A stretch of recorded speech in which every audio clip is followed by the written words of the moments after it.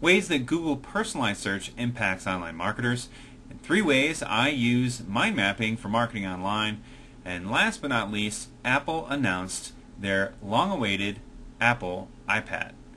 This is the weekly wrap-up.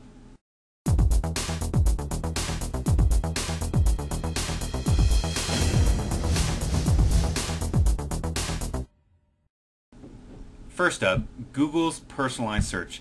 This has been a function that Google's had around for quite some time, but it wasn't until last month, that is December of 2009, that they enabled it by default for all searchers using Google as their search engine. You can have it personalized search tied to your Google profile, or it will store in a cookie on your local browser. And this post talks about the impact, 3 ideas of impacts the Google personalized search has for those that are interested in maximizing their presence with the search engines.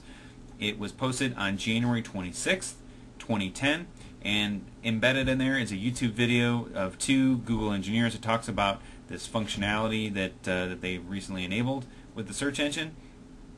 And essentially, one of the big things is tracking and understanding the reporting of your trends, of the placement of your websites for the key phrases that searchers search for. Can be altered and blurred and not understood if they have personalized search enabled. So go over and check it out. Feel free to comment and discuss this important topic and important feature that Google enabled last month.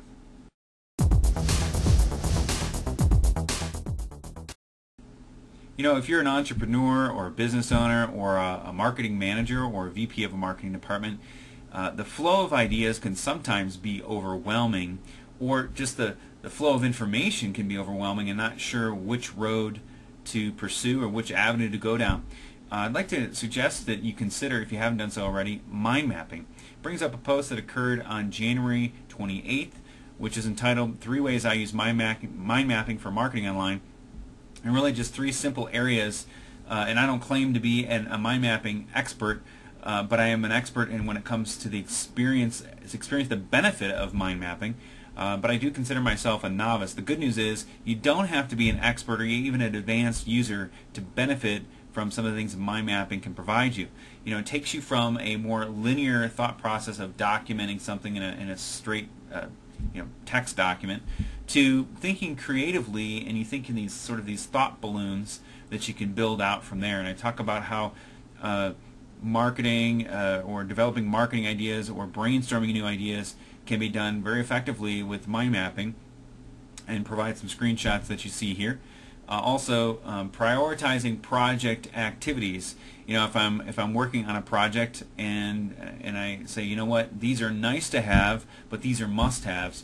I can actually specify that in the balloon or the thought bubble. Lastly, is project management. You can actually calibrate how far along the task is in terms of being completed. Very, very useful and very much a time saver. I figure that I save actually anywhere from 25 to 35% in the idea development process for a given project just by doing it with mind mapping. So I would encourage you to go and check it out and certainly chime into the conversation. 3 ways I use mind mapping for marketing online. It's the January 28th post.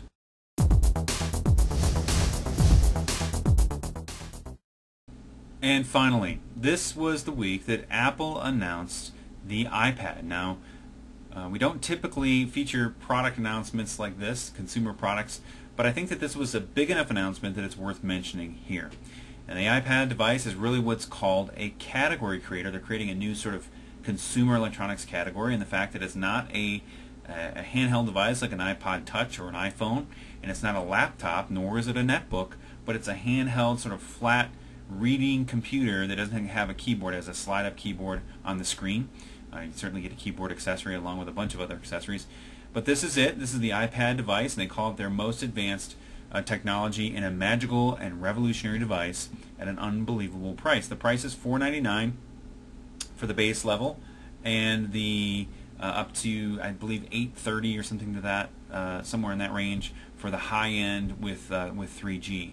So My thoughts on the device, I think the announcement was great. I don't know if the device is going to make it. It probably will do fine in the marketplace. They've been doing very well creating categories, and I'm not certainly a consumer electronics expert, but as I think about this from a marketing perspective, a lot of people get excited about these devices. I get excited about devices like this, but I think you have to be cautious, and I would want to caution you, if you're basically a one-man show, an online marketer, a business owner, that you have to still be disciplined in your use of these devices. I have this BlackBerry phone, and it's great, and I love the fact that I can get access to different things, emails and so on and so forth. But lately, I've been shutting it off and putting it aside because it can be very distracting when it buzzes and beeps, and I think that this could fall in the category of distraction. Now, I know it's not a phone, but it is another way to consume content away from the workplace if you wish to.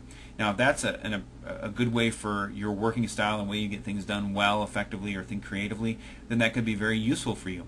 I just think that you need to be wise in how much time you spend using devices like this, because they can take away, and they generally don't make your business more profitable unless you use them in a very pointed way, in a very disciplined way with your time. There was a post at the end of 2009 that talked about the number one enemy in the new year being distraction. And so my antennas are up for this sort of thing. If you're an online marketer, I would caution you to just think twice about a device like this. It's not available to buy yet. I don't think they're going to ship until April, or maybe it's not until June. But they will come out soon enough. And I think it's a great device, and the announcement and the whole buzz up to the event was something really to behold. But that's my take on this, and I could be wrong, but certainly welcome your thoughts and your feedback. Chime in the video, in the spots below this video, with comments and your own ideas, and certainly rate and favorite this video as you see fit. That would help me understand what's useful to you.